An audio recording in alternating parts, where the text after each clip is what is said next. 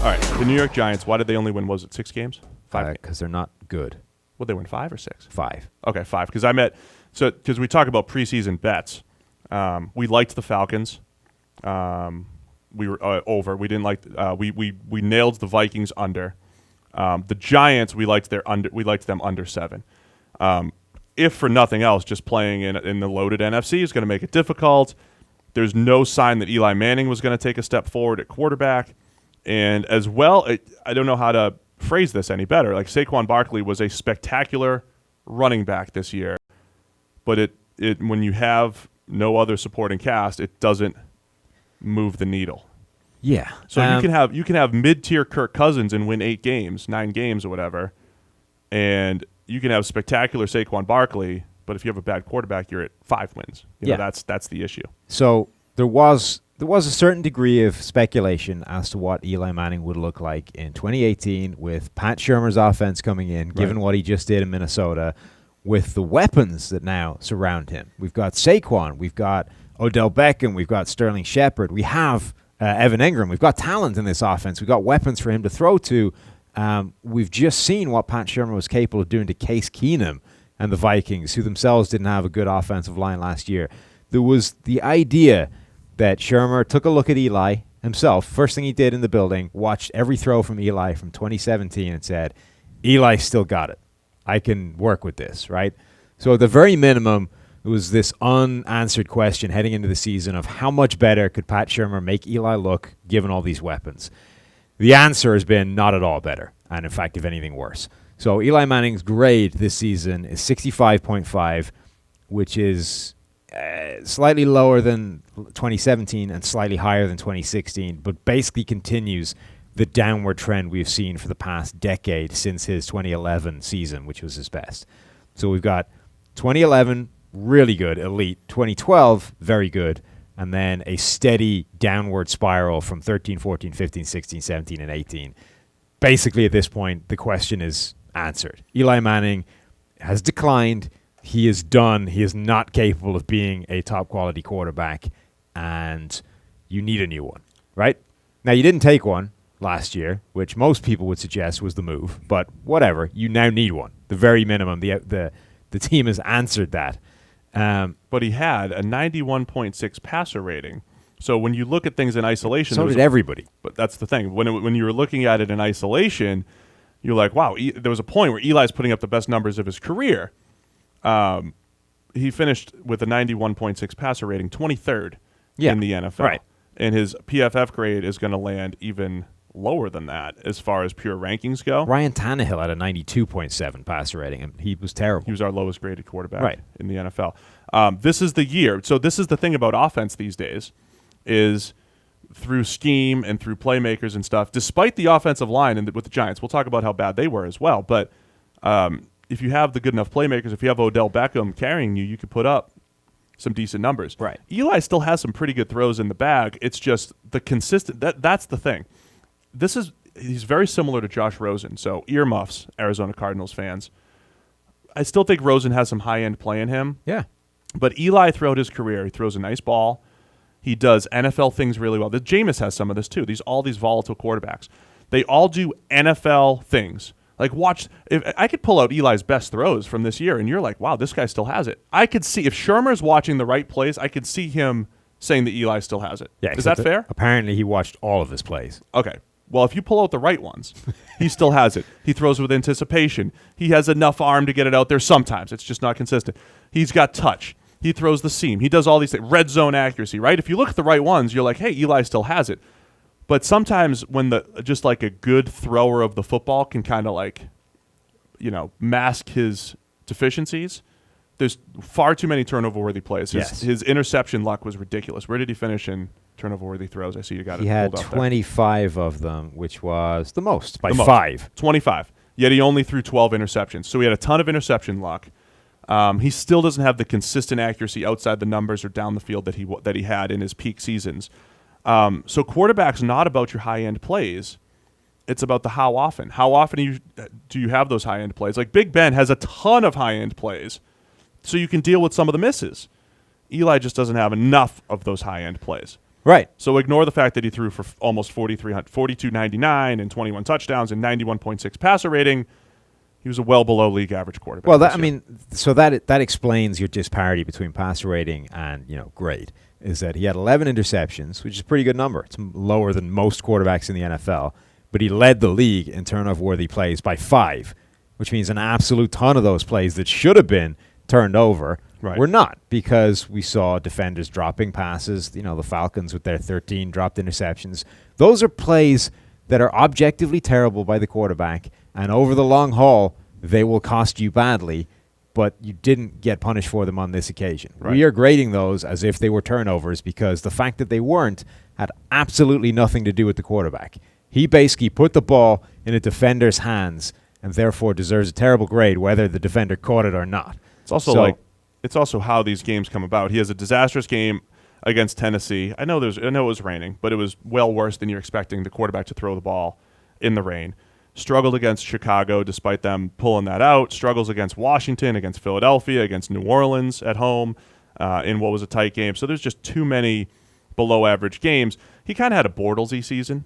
Like if you just sort, like if I sort by his best games, there's 6 games, 7 games in there. We played pretty well, and there's enough games in there, just like a Bortles, where you're like, oh, he's a reasonable NFL quarterback. But it's a 16 game schedule.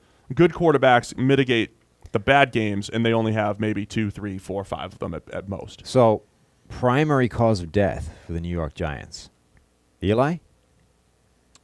They just don't have a good enough quarterback. Okay, let me start with Eli, but I also think that the defense was just Well, here's the good. thing, right? So the point we're always trying to make is that Saquon Barkley has been fantastic. I actually think Saquon Barkley has been better as a rookie than most people thought he would, even the people that thought he was special. But the point has always been that he cannot play well enough for it to be the right decision to take him at 2 over a quarterback. Like he's just not. The best he could do was be a higher volume version of Alvin Kamara a year ago. And I think there's actually an argument to say he kind of was. He was close. He was pretty close to being as good as Kamara was, only on dramatically more snaps. But even that value is still QB dependent. And that's the point, is that he can't play well enough. There is nothing he could do for it to be the right call to take him over a quarterback and number 2. And the people defending it would say, well, why would you not get a generational talent like Saquon Barkley and take the quarterback the next year? And then you have the best of both worlds. And the answer is because the best quarterback next year just said, you know what, screw the NFL. I'm going to stay in college for a year, and I'm happy at Oregon. Well, here's the other Justin issue, Herbert because go back to college, and now you're left what? What's the plan now? Let's look at it at a very extreme view. Even if Herbert doesn't go back, let's say Dwayne Haskins. Let's say they get Dwayne Haskins and he ends up being pretty good. Okay. The issue is the finding of the quarterback is the most important thing. Yes. So if your option was, I could draft Sam Darnold, and let's say in year 1 he's not even the guy, and then in year 2 you have another top pick and you draft Dwayne Haskins. Very extreme. You've just drafted Sam Darnold and Dwayne Haskins back-to-back years. Those 2 picks are far more important that you just hit on that you can up your odds to hit on one of those 2, and then to replace Barkley's production, as awesome as he is much easier to do. Yeah. Because there's Philip Lindsays of the world who go undrafted. But there's Nick Chubbs who go in the second round. So finding the That's quarterback the issue. is the most important thing, and the issue is maximizing the percentage that you're actually going to do that with where you're doing it. So the reason taking Saquon at 2 and then finding the quarterback next year is a terrible idea is you don't know what position you're going to be in the next year and how the lay of the land is going to be. Right. So now, like, where are the Giants in the draft order right now with 5 wins? Oh, they're in the top 10, but they're probably 5, 6, right. 7. So they're not. Last year they were number 2, right? That was the highest position they'd been since 1981. So they were not going to repeat that and get a number 2 pick again. You also had 5, 6 quarterbacks, depending on who you listen to, that people thought were potential franchise guys, right? 6 right now, I think. Only one of whom you weren't going to have the shot at, right? If you assume the Browns take one at 1, you would then have the choice of any of the remaining top-level quarterbacks. Right. Now, you're 6 overall, and who knows what's left. The top quarterback on everybody's board, most people's boards, is going back to school. So you may have one quarterback that anybody that needs a quarterback is shooting for. If somebody takes him number one, you're screwed. I mean, you've no option. You're back to, well, okay, I don't think any of these guys is the option, but I have to take one because I just boxed myself into a corner. So it's just a bad way of doing it. You had a uniquely good opportunity to take a franchise quarterback, and the only way it makes no sense whatsoever is if you said, I believe there's only Baker Mayfield from this draft as a franchise quarterback. The rest of them are all non-viable. And even then, it's probably worth taking the shot in case you're wrong, such is the importance of the quarterback position. So that's the thing, because the pushback we've gotten is, well, Sam Darnold hasn't proven anything this year. And he hasn't. Josh Rosen hasn't. But just like the upside of hitting is so much greater than the risk of missing. That's the issue. If you hit on Darnold, it's worth so much more. Darnold right now has probably not been any better than Eli. And I think if he was with the Giants this year, they would probably be in the same situation. They would probably be a 5-win team because the quarterback wasn't good enough. But he's a 21-year-old that could get better. And looks like he will. And probably we've seen him improve already as a rookie. The point is, if you ended up this season 5-11, let's say even worse, let's say because of Saquon, because of no Saquon, it somehow mattered to the point of a couple of wins, right? Yeah. Let's say they won 3 games. Now they're sitting somewhere near the top of the draft, having had a terrible season but secured their franchise quarterback of the future. Now you've got the number 3 pick to be able to throw at whatever talent you want. Whether it's a running back or, a top quality player in another position. You're in a better position than you would be now, which is, okay, we've got a great running back who's made 0 difference to our win-loss total. Right. And now we need to find a quarterback with the 6th overall pick in the draft in a bad quarterback draft.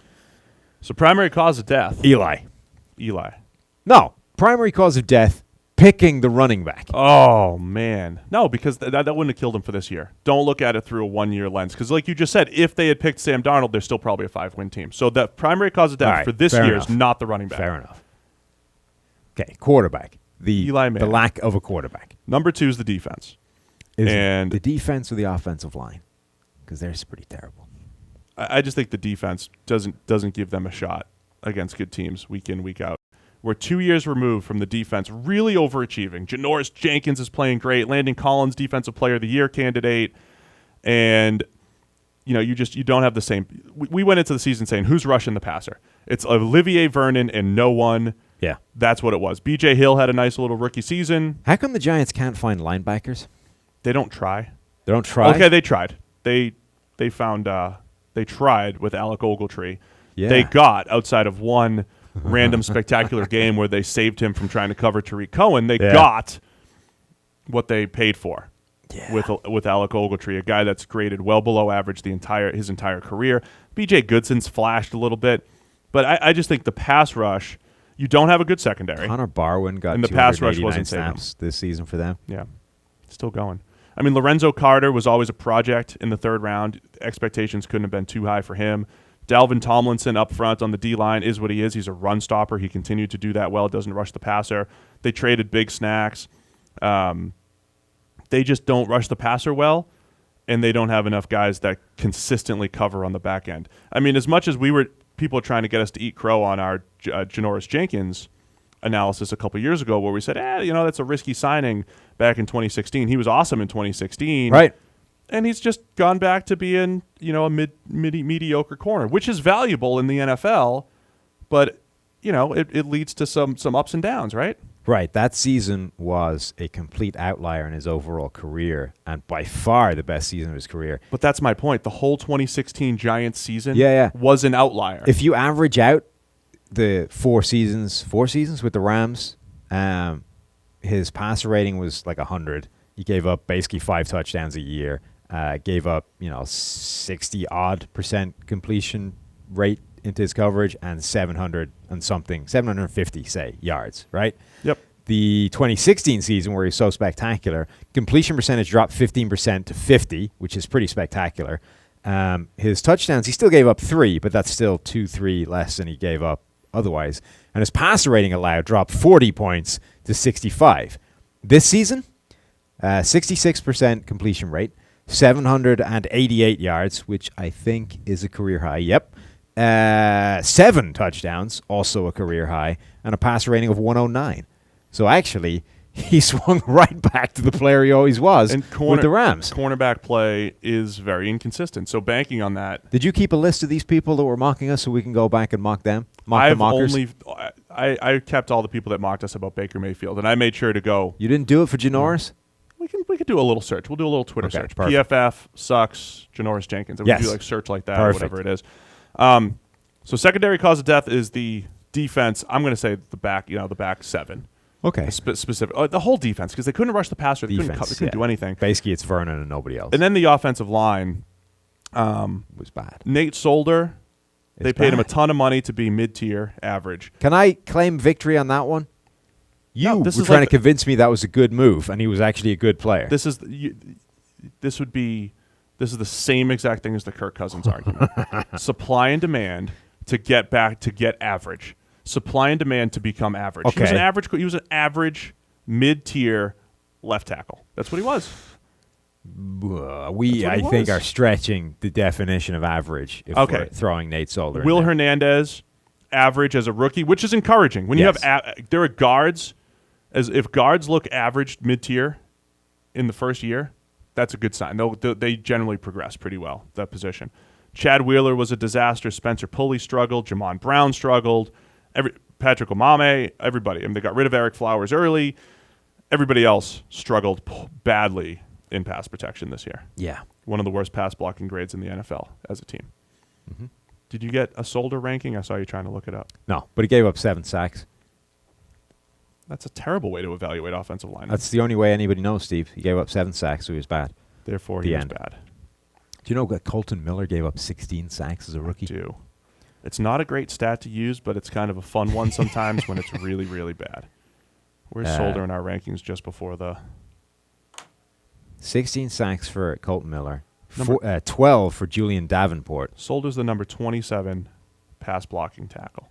Now, that's not worth the money, but it's the same thing as... It's the same 21 overall. Well, here's the question. It's the same thing as Kirk Cousins. So here's where I think it would be different to Kirk Cousins. Would the Giants have expected better than the 27th ranked pass blocking tackle? Probably. There you go. There's very little in his history that should make you expect him to be better than Tyron Smith and Dwayne Brown and Joe Staley and Ryan Ramczyk and all these guys that are ahead of him. His run blocking fell off a cliff. Your argument to me was that he's an average pass blocking left tackle, but a really good run blocker, and therefore he's a dramatic upgrade over Eric Flowers, which is probably true. He was a dramatic upgrade over Eric Flowers. He absolutely was. And it's a good signing for them. I put it to you, Stephen, that with 7 sacks surrendered, a below-average pass-blocking grade, and a massive upgrade over Eric Flowers, and a run-blocking grade that fell off a cliff, he was a bad move. Didn't work.